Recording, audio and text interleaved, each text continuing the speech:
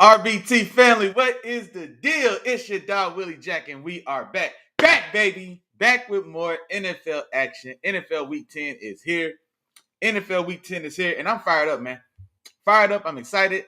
My Steelers had the week off last week, so very chill, very relaxed Sunday for your dog last week. But not today.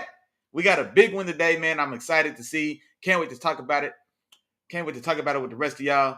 So y'all go ahead, get on in here, man. Wake up, get your coffee, get the sleep out your eye, and get real comfortable, man. Get real comfortable because we got a lot of exciting football to get into this morning for sure. For sure. Man, hold on, man. Wait, hold on, man. The early bird.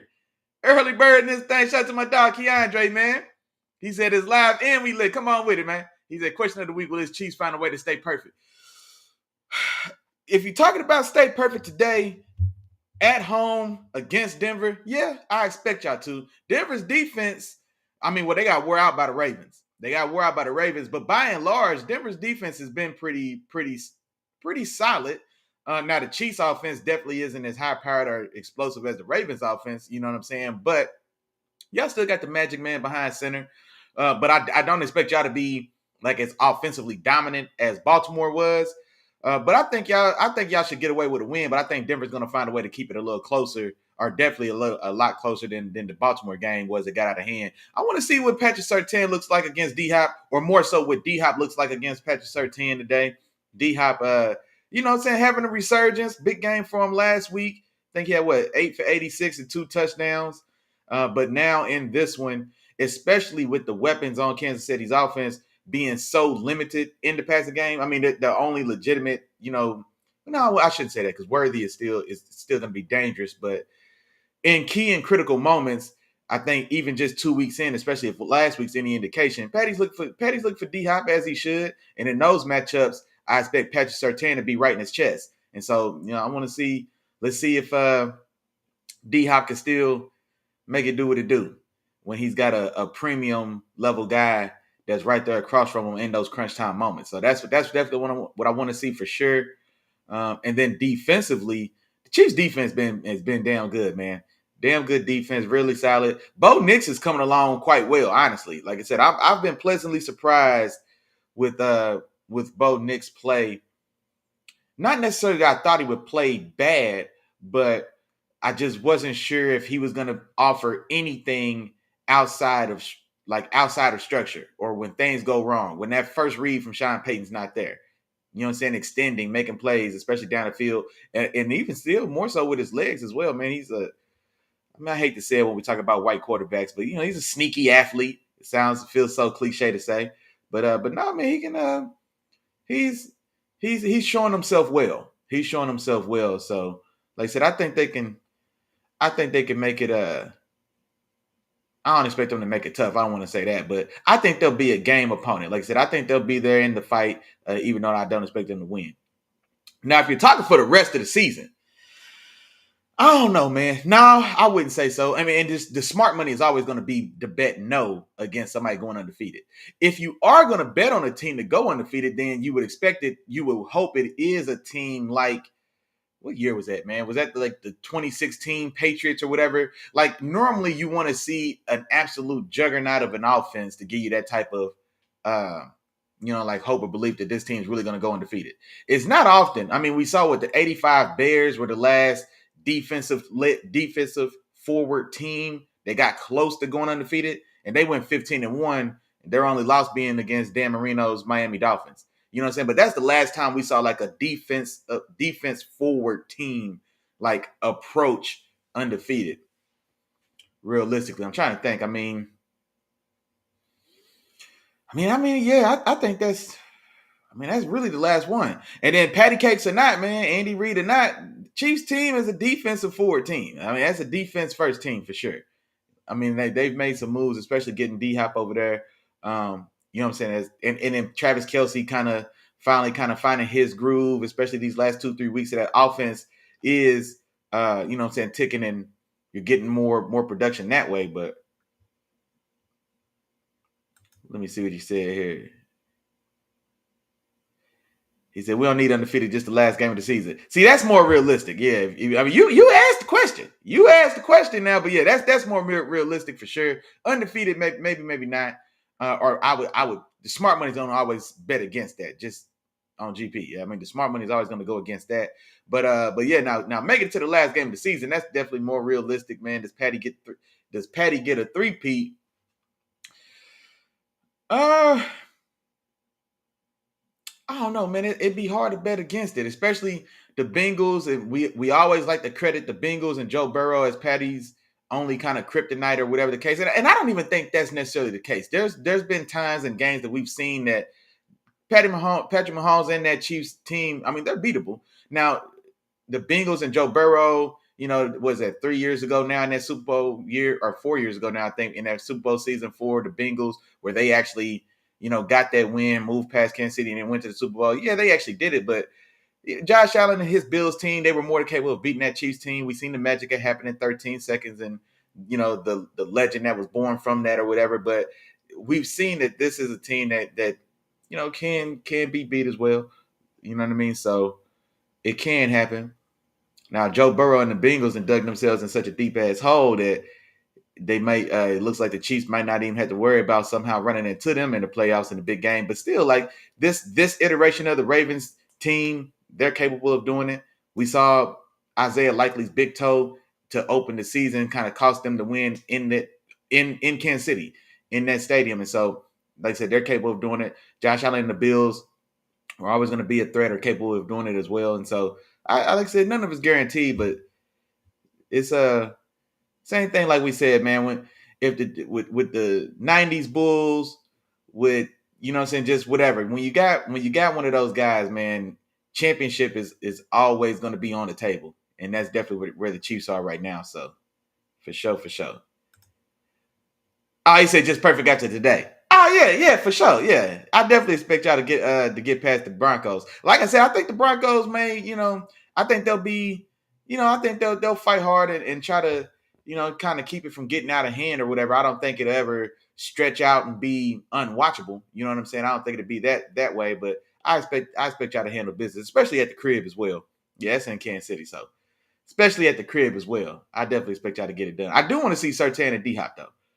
And here's the thing about D Hop, because he's not, we wouldn't consider him in his prime, you know what I'm saying, anymore. But even in his prime, like this matchup makes me think about D Hop and Jalen Ramsey when they were both in their primes and really going at it, especially when they were in the same division with Jacksonville and Houston. So we've seen, like, I feel like I've seen this style of matchup where you got Patrick Surtain, who's a bigger body, but a great athlete, more athletic than D Hop, much like Jalen Ramsey was as well. But the thing about D Hop in those matchups with Ramsey is it didn't matter, because he's one of those guys where you put the ball in the air, it might be 50-50 for everybody else, but it's 80-20 for me. And so he's still that cliche dreaded saying, he's open when he's covered. I mean, that was true for D Hop for a number of years. And so even in this matchup, man, with Patrick Surtain, I expect him to be right in pocket, right in phase, right in hip. But can you still make a play at the catch point? Because that's where it matters when you're playing a guy like D Hop. So covering him isn't as much of a challenge as, let's say, covering Justin Jefferson.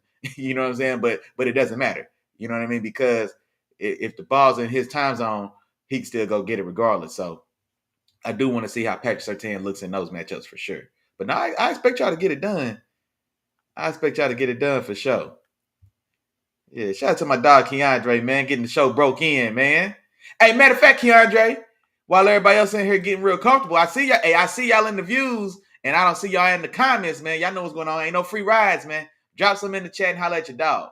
But while we get into that though, Keandre, man, it was some good fights last night, dog. I don't know if you caught them. I don't know if you caught, and well, I don't know if you watch a lot of the like prospects, but Abdullah Mason, man, he one of them ones, man. He one of these guys that's coming up the ranks fast. He was fighting last night. Keyshawn Davis. I love me some Keyshawn Davis, dog. Keyshawn Davis, a real live dog, man. But he was fighting last night, and so man, exciting fights, dog. I don't know if you caught him, but Abdullah Mason, yeah, he's at 135. I think 15 fights, 13 wins by KO. Then last night he ends up getting the a KO stoppage with a body shot, but It was only 2 rounds, but it was 2 exciting rounds, dog.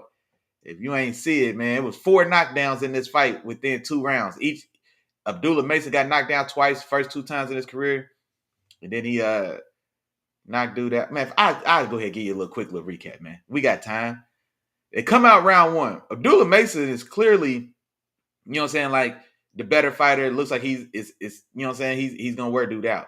But you know, he's still young, and his chin, he doesn't tuck his chin necessarily. So even though he's got his hands up, his chin ain't tucked. And so, you know what I'm saying, he's letting his hands go, and Buddy was able to catch him on the button, man, with a counter left hook. And just quick flash knockdowns. I mean, nothing that lasted or really hurt him. But you know what I'm saying? Boom. Caught him on the chin, put him on his knee. He probably was more embarrassed than anything. So he got up, you know what I'm saying, and went right after dude, went and got the knockdown back. You know what I'm saying? So knocked him down. So now they trade knockdowns. This is still round one.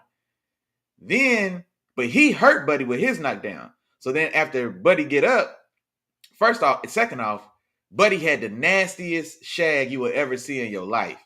Nasty work. My God. He was completely bald, and then he had that damn shag in the back, boy. It was a shag too. It wasn't a booty. It's a difference. It was a shag. I'm gonna call it a shag, man. But anyway, so then he goes to press him to try to finish him off. Gets caught again. Same punch.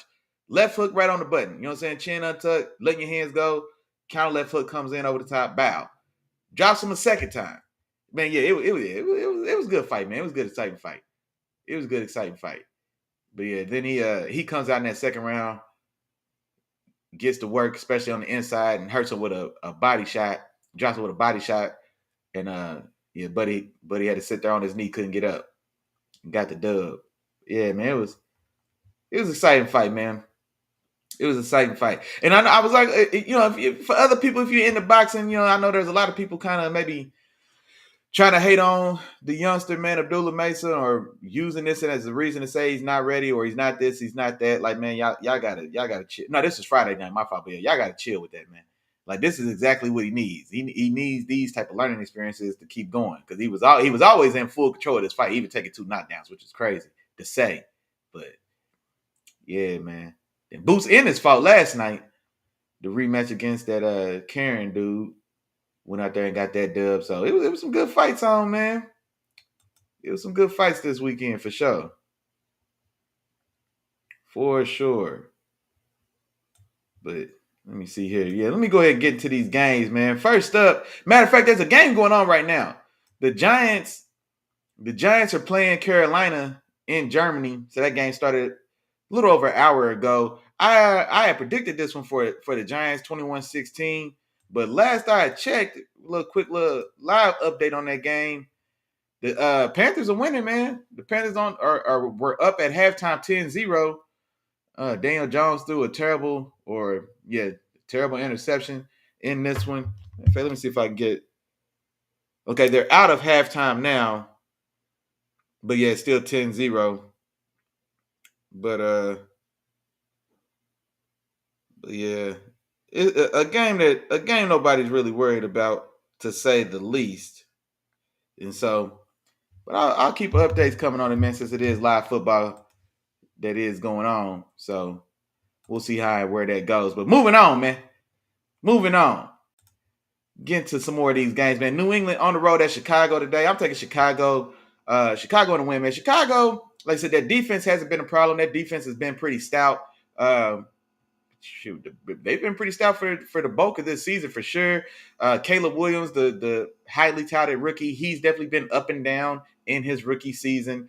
But you do get another rookie across from you on the road in your building with Drake May coming to town. And so I think this could be more of a defensive game in which rookie struggles less or which rookie makes the least amount of his mistakes. But I'll take Chicago at home 19-13 to get this one done.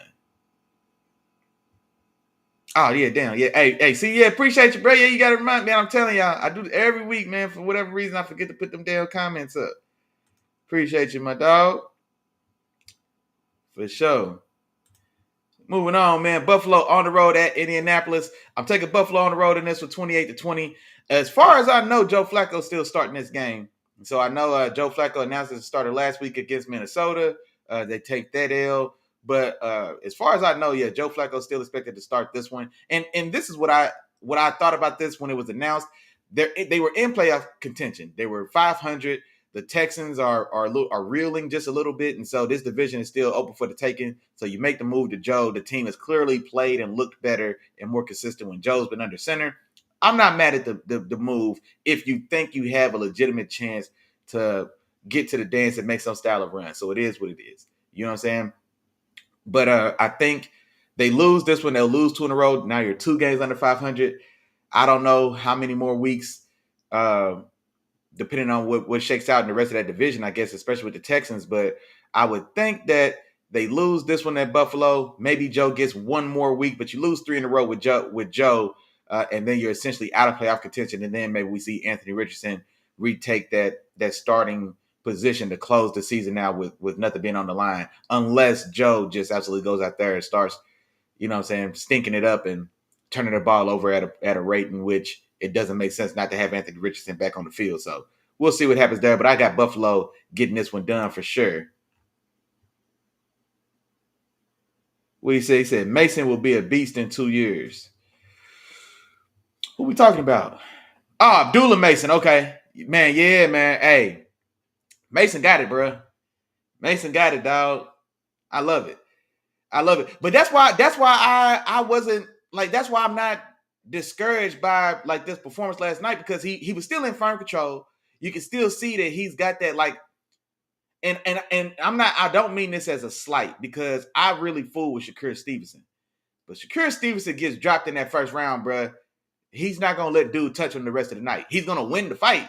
He's not gonna let dude touch him the rest of the night, though. You know what I'm saying? Like, he's gonna take it 12 rounds. He's gonna pick him. He's gonna pick him apart from the outside, pot shot him most of all night. But it's not gonna be entertaining to watch. You know what I'm saying? Like, some guys have that. Like, just certain guys have that mentality. Is like, oh no, you need to put your hands on me. Now I gotta go get you. And like Abdullah showed me that, dog.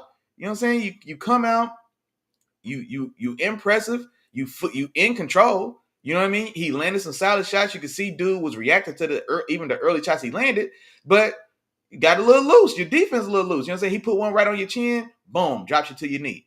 First time ever. You know what I'm saying? And then his first time being down, I don't even know if he got dropped in the amateurs.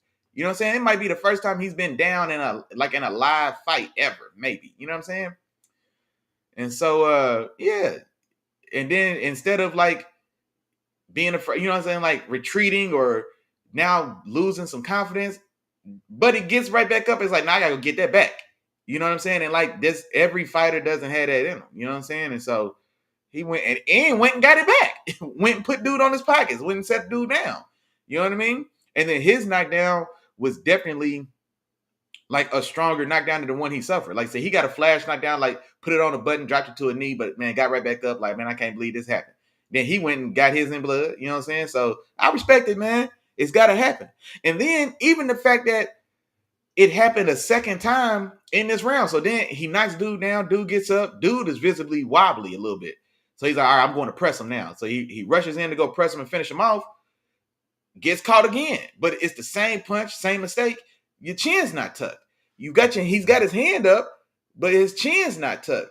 So this is only so good because, you know what I'm saying, his chin's still hanging out there. And so he puts you down again with the same exact shot. So that to me tells me like that's something we can work on. That's something that can be worked on and improved on. And you know what it made me think of, man? I was a huge Miguel Cotto fan when Miguel Cotto was doing this thing. Like, Cotto had to, like, I don't know if anybody's ever had like more fundamental defense than Miguel Cotto, as far as just like tuck your chin. Miguel Cotto's chin, neck and chin, bro, his chin was glued to his chest at all times. Miguel Cotto's chin is glued to his chest at all times. If I'm in Abdullah Mesa corner or anybody in contact with him, we ain't gonna do nothing but watch Miguel Cotto fights all day today. And we ain't gonna do nothing but just look at his chin. Never moves. His chin never comes off of his chest ever. You know what I'm saying? And yeah, that's something that Abdullah Mesa can pick up. But like I said, the good thing is like he showed, man, no lack of confidence. You know what I'm saying? Like, and showed like when it was time to fight or flight, he fought. You know what I mean? So that's all big, man. So yeah, I'm encouraged by it. I'm encouraged by it for sure. And then still not don't let us forget, he still, you know what I'm saying? He still went and got Buddy out of there. Didn't waste no time doing it. You know what I'm saying? He stopped him in the second round. So yeah, I loved it, man. I love it, man. Yeah, man, I seen as a Quinn Moses. And, well, honestly, I didn't realize that was Shakur Stevens' little cousin, Shakur Stevenson little cousin at first. Honestly, but I had seen some posts talking about he's making his debut, but I didn't know his name. But now it makes sense why he was getting a little, you know what I'm saying, pub on his pro debut because he's Shakur Stevens' cousin. He said he didn't have that get him out of that ferocity. Ooh, okay. And you know what? Shakur hasn't really showed that as well. You know what I'm saying? So hey, man, you know what I'm saying? Sometimes we all are products of our environment. You know what I'm saying? And so his environment being under, you know what I'm saying, Big Cuz Shakur might be like Shakur ain't made no secret about it. Like, man, I'm not here to take a L. I'm not here to take an entertaining L. Like Shakur said that.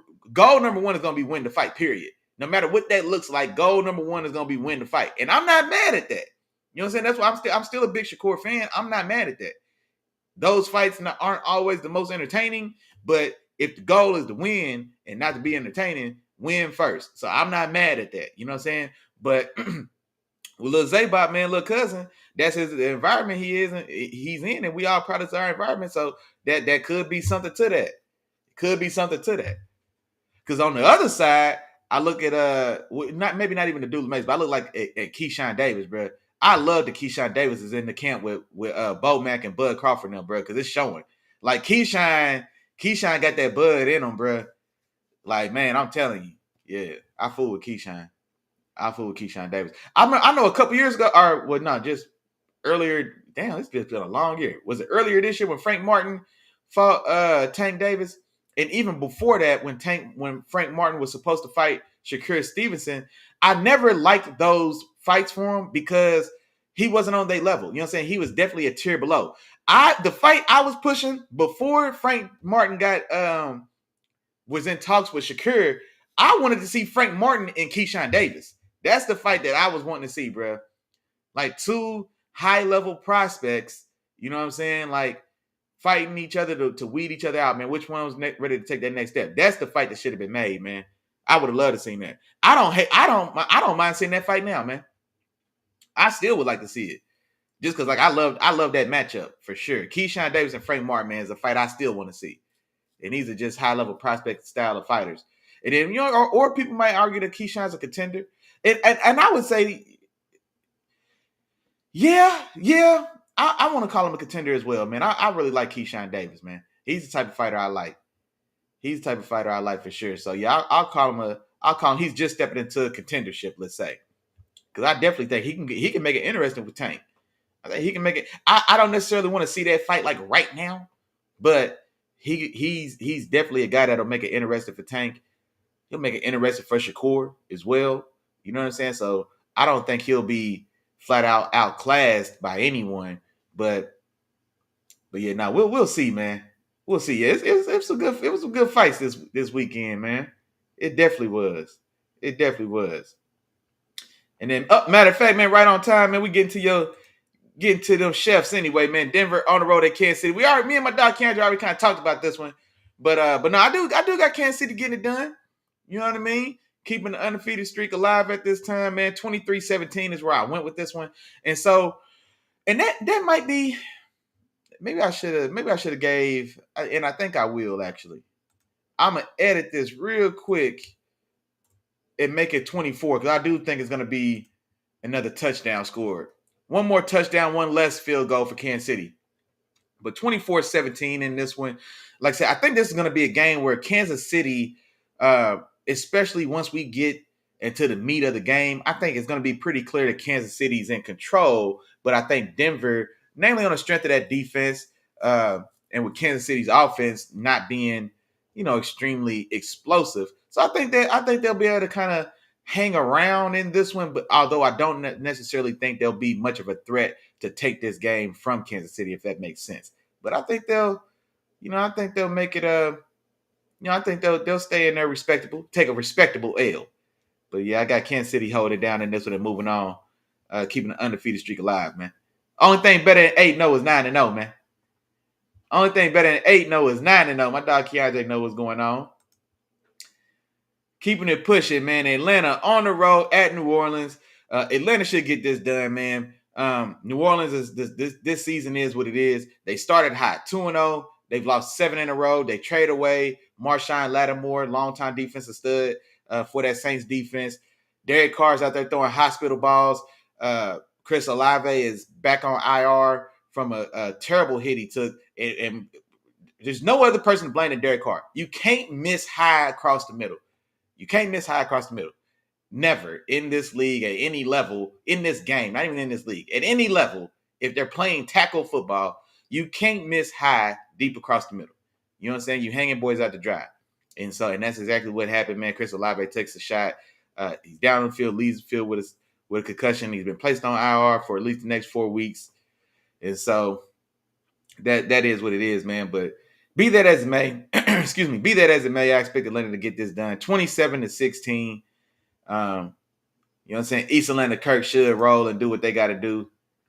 These matchups always used to be these matchups are generally speaking just are tightly contested, but I just don't know, man. This Saints team just don't have the juice, man. They just don't have the juice. Dennis Allen is out of there, maybe a season too late. Honestly, I thought with the whole Jameis Winston debacle to end the last season, I thought it'd have been understandable if he was let go to close out the last season. But instead, they bring him back. They bring in a new offensive coordinator. Like I said, man, that doesn't work out. And now here you are, 2-7, 9 weeks into the season, and there's nothing really to fight for. And so there you go. Mom's in the building. What's going on? She said, "You think Kansas City cheats?" Don't come here talking like that. No, I don't think they cheat. I think when you the champs, things just tend to fall your way.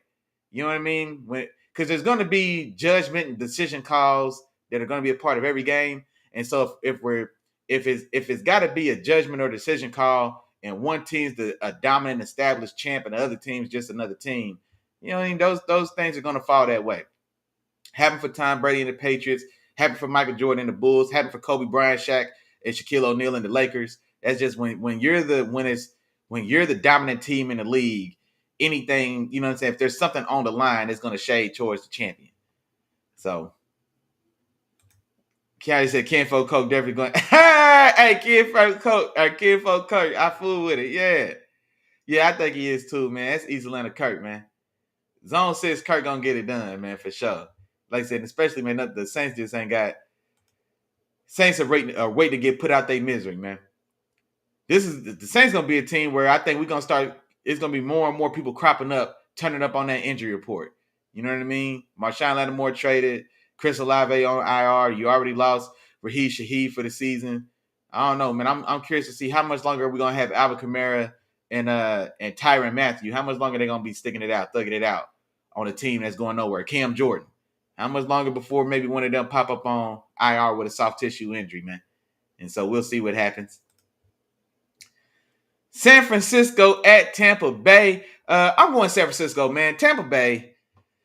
I've said it for a few weeks now with Tampa Bay, man. With the terrible injury luck they had, man. Mike Evans nursing a beat up hamstring all season, losing Chris Godwin with the broken ankle in the game that was all but over against Baltimore. And then Tampa Bay, man, and credit to Baker Mayfield, big Baker Mayfield, they still have stayed competitive. They take Kansas City to overtime just last week on the road with that limited offensive staff. And so they're still fighting, they're still competing. They are at home in this one. And I wanted to go with Tampa Bay in this game just because, like, man, they at home, they still fighting tough. But I don't know, man. I just don't see many avenues for them to get it done. Christian McCaffrey expected to make his return, his longer-awaited return from IR in this game as well. And so I think with C-Mac coming back, Kittle and Debo and Trent Williams, the other kind of core of that offensive, that offensive unit, they've been there. They all were kind of bumped up and bruised up to start the season, but they've all now been relatively healthy for the last month or so. I know Debo caught like an illness and missed a game in there, but relatively speaking, they've all been relatively healthy. And now you got C-Mac coming back after a bye week as well. So this is the time I look for San Francisco to really start putting it back together, stacking some wins as they make a push, for not only for this division, but eventual playoff seeding as well. Arizona's on top of this division right now, but you've got the Niners are still there sniffing around. The Rams are waking back up. So I think this is the time for everyone in that division to really kind of put the pedal to the metal. And I think San Francisco gets that started today with a big win, man, on the road in Tampa Bay. All the way from the West Coast to the East Coast at Tampa Bay, like I just said, a scrappy, competitive team that they are with Baker Mayfield leading them there. So this won't be a cakewalk at all, I don't think.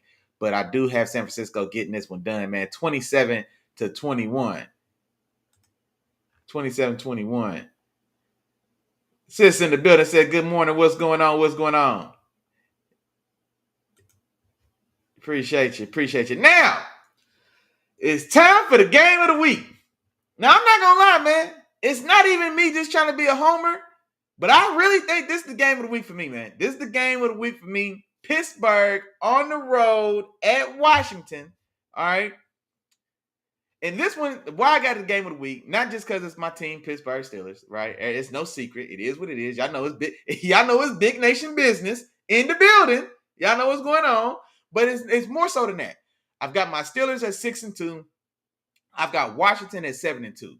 I think these two teams are more alike than not as far as play wise or stylistically, but just like where they are in the league, in their respective divisions or whatever the case. So my Steelers are a half game ahead of the Ravens in division. I think Washington is a half game ahead of the Eagles in their division. So we're both two teams that weren't expected. I think we were both picked to finish last in our divisions by the greater respective like NFL punditry. You know what I'm saying? So anybody who's on TV picking games or picking wins, most people had the Steelers and the Washington finishing last or at the bottom of their divisions. And now midway through the season, both of these teams are number one in their division. And they're trying to hold off more established and more highly thought of rivals or contemporaries, with it being the Eagles for the Commanders, and then of course being the Ravens for my Steelers. And so we're both in a tricky predicament. We don't have a big margin of error because there's, like I said, there's a legitimate threat right there on our heels, nipping at the buzz for the division. And I think it's a good measuring stick game for both teams. Is okay, well, which one of these teams is really poised to make a run? Which one of these teams is the truth? Which one of these teams is gonna, show themselves to be a legitimate contender? Is how I'm seeing this game. And I'm going with my dogs, man. I'm going with my dogs. And the more I look at, I really like the matchup, man. Now, Jaden Daniels, I think he's young. He's a rookie, of course. There's nothing new there. But he is special. And so he's shown or flashed that style of special ability in which no moment's too big for him. Even though he's young, he's shown that, man, I can rise to the moment. I can stay calm in the heat, in the midst of the storm, and I can deliver. I can go get the game. If the game's on the line and we've got a chance to do it, I can go get it. He showed us that in Cincinnati, duking it out with Joe Burrow. You know what I'm saying? So he's shown that the moment's not too big for him, he's young. But I really like this matchup for us, man. I'm not going to lie.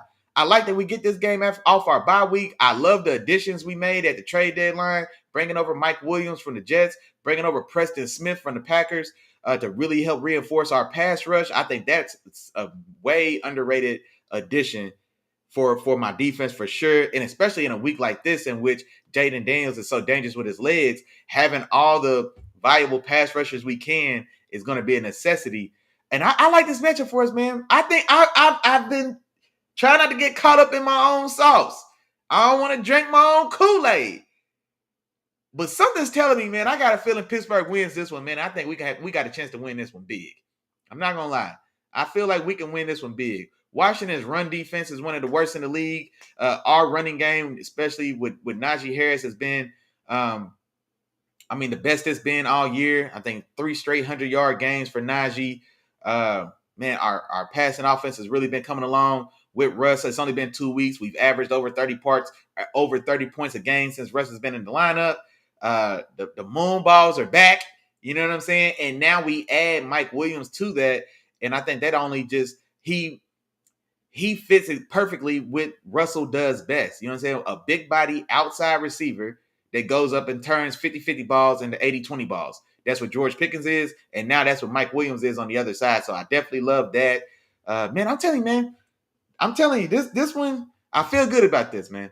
Unless we just show up and just lay egg, come out there slow and not ready to go, come out there sleepwalking. But I'm not thinking that's going to be the case, man. Coming off this bye week, there's a lot of excitement in our building and around our team. And I think, man, we got a chance to make a statement in this game. I think we've got a chance to make a statement to the rest of this AFC that, hey, man, we really here. We're a real problem to be dealt with. And I think that's where we start that campaign today, man. Give me the good guys, man. Give me the good guys. Give me the good guys on the road in Washington, 38-21.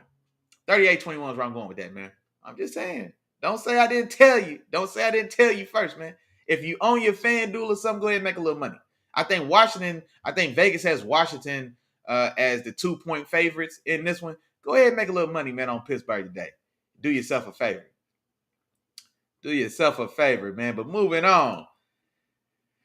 Minnesota on the road at Jacksonville, and I need to edit this score. I forgot to update it. I'm going 27-14. Trevor Lawrence expected to miss this game with injury. I think from last I saw, Trevor Lawrence is not expected to start. CJ Bedford is expected to make his first start. That's the last information I saw.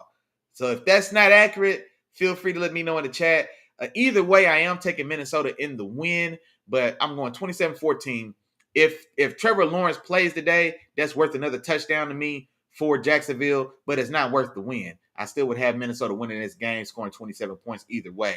But that's the way the cookie's going to crumble right now with CJ Bedford, in my mind, being the starter. I'm going 27-14, Minnesota on the road as they do their best to keep pace with the Detroit Lions in that NFC North division. Moving on, Tennessee on the road at Los Angeles, going against the Chargers. Chargers having a very impressive win last week. Would they win 28? Was it 28-9? I think it was 28-9 or 28-10, beating up on famous Jameson, those Cleveland Browns. So Tennessee going out to sunny California. I expect them to take a loss, man. I've got the Chargers winning this one 24-16.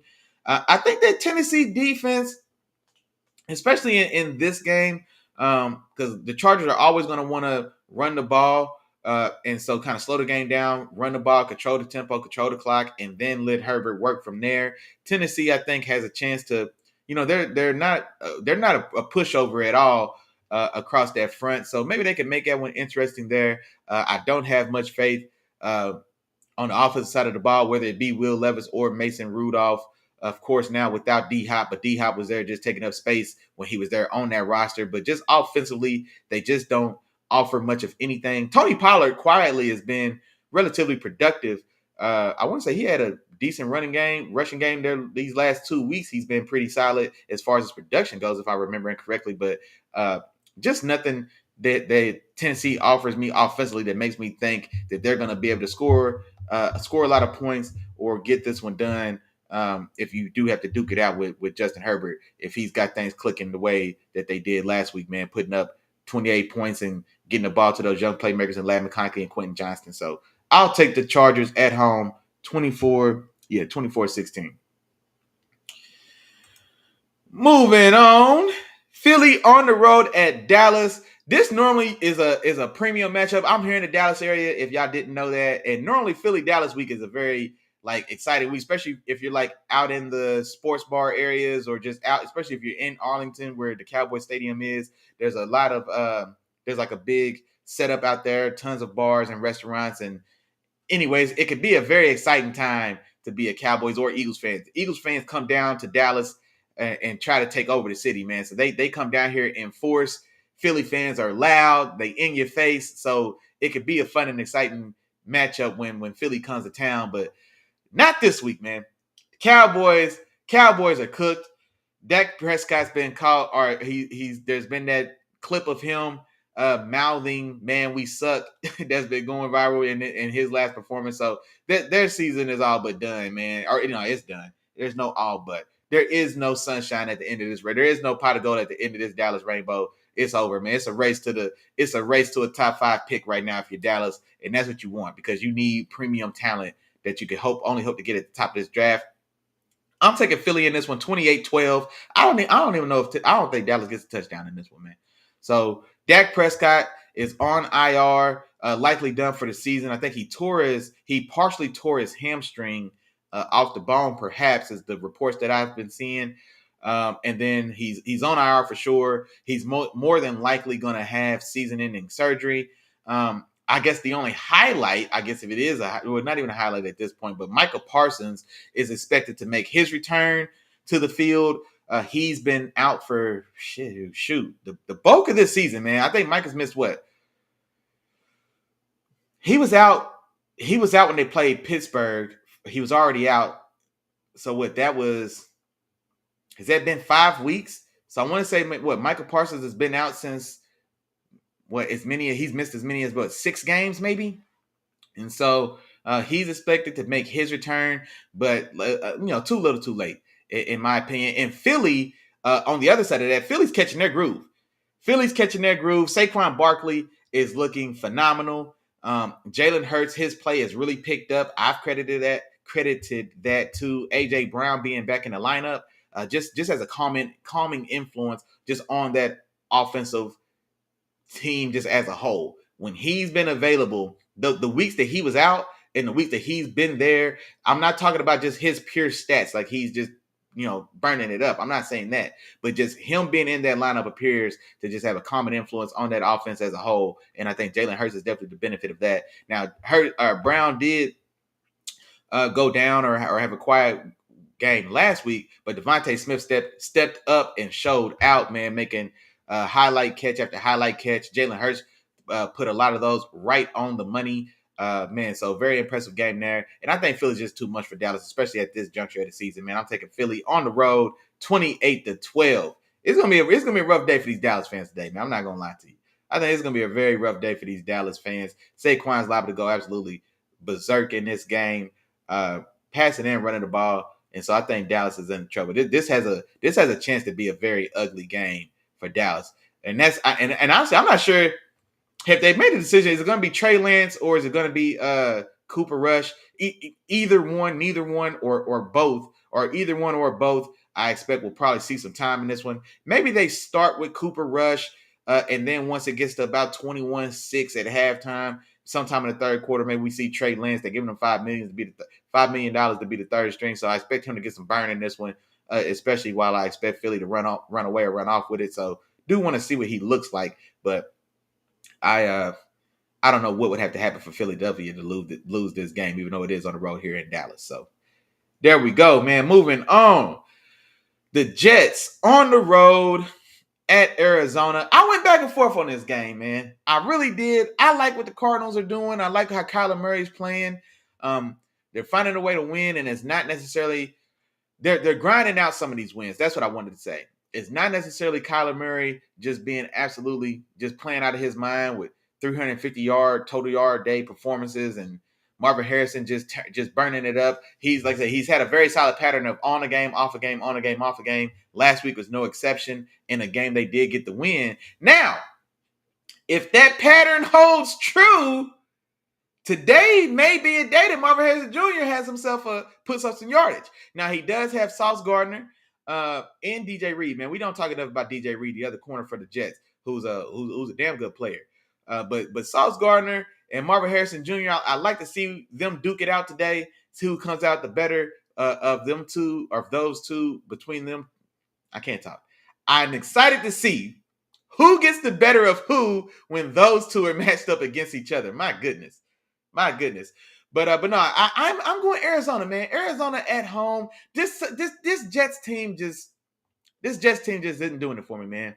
This Jets team just isn't doing it for me. There's always kind of been something about Aaron Rodgers that's always just turned me off anyway. If I'm being honest. And it's nothing about his skill or his talent. He's phenomenal.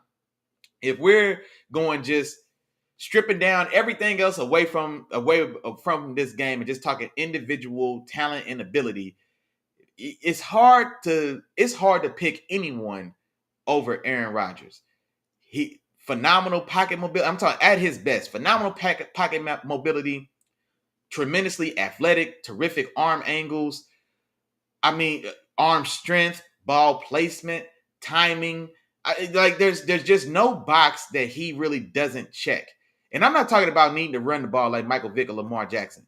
You know what I'm saying? Because those are icing. That's icing on the cake. That's a cherry on the sundae. But you know what I'm saying? There's a lot more to the position than being able to do that. So when we strip it down and just talk about pure quarterback play and ability at the highest of levels, mentally and physically, it's hard to get any better than A-Rod. So that being said, he still rubs me the wrong way, man. I'm telling you.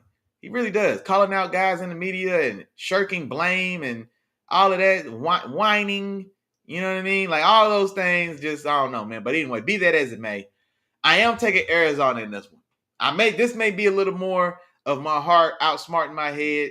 Maybe I'm letting my personal feelings get in the way of the business. I don't know, man.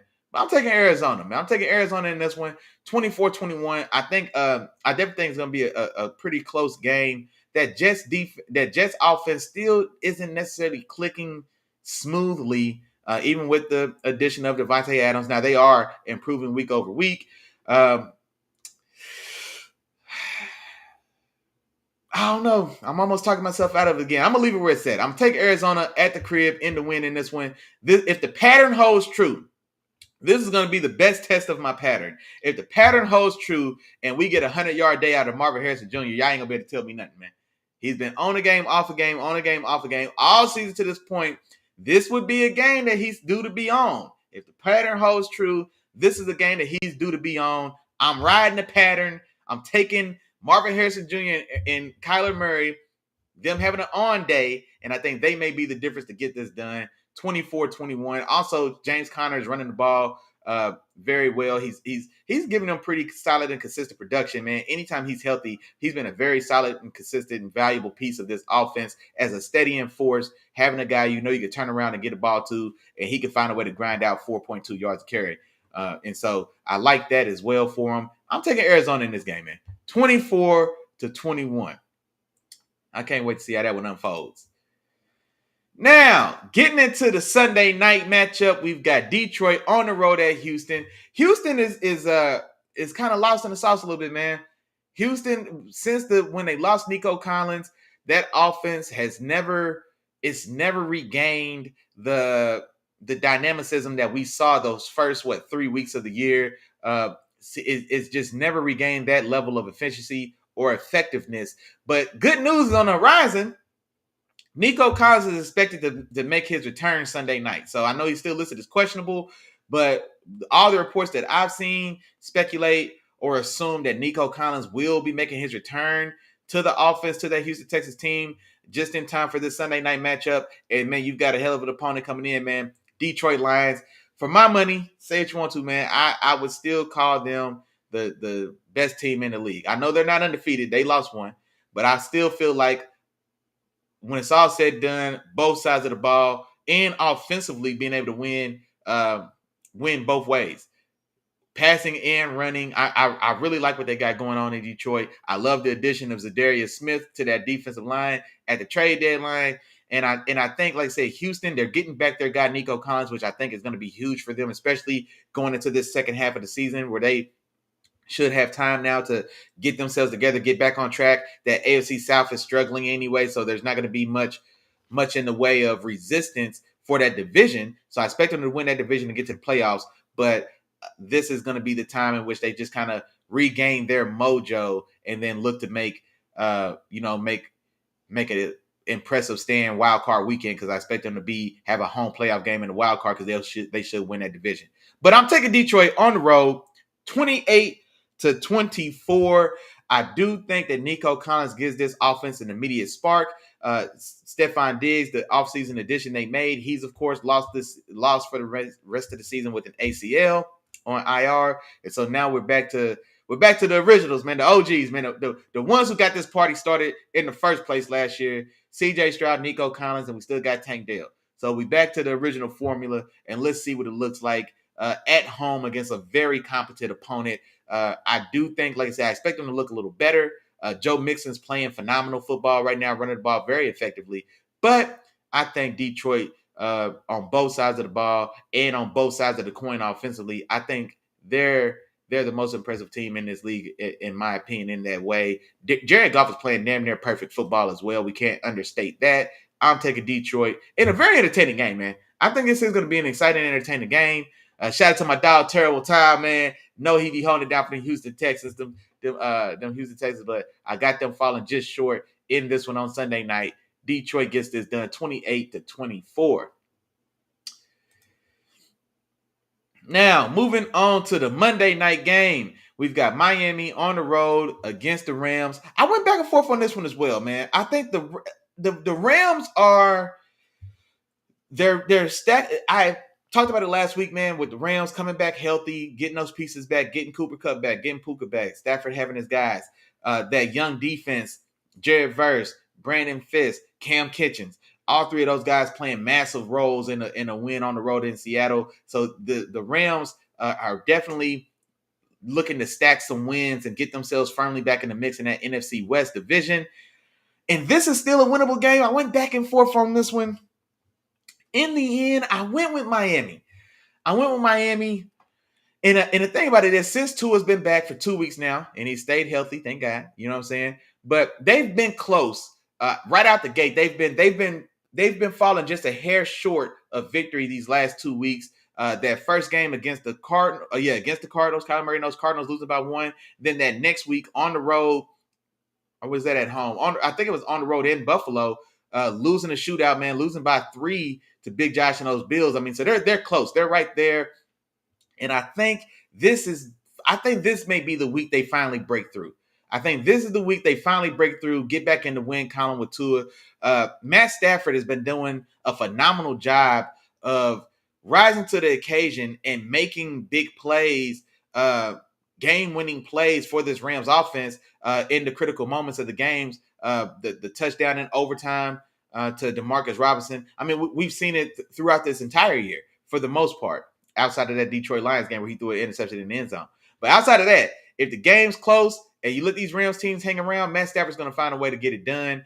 But in this one, man, I think Miami, with Tua and that offense getting back on track and rolling the way they are, on the road in Las Vegas, perfect weather. You know what I'm saying? Sunny California in that brand new $1 billion stadium. You know what I mean? Like I think the Dolphins have a chance to really find their own groove offensively in this one. And I think if this one's going to be a shootout, I'll take Tua and McDaniels over Sean McVay and Matt Stafford if it's going to be just a back and forth shootout affair. I think I'll take Tua and the Dolphins there. I think that's what they do best. Let's just go out there and boat race. Let's go out there and trade touchdowns. And I think when it's all said and done, man, I think Miami has more ways to get it done.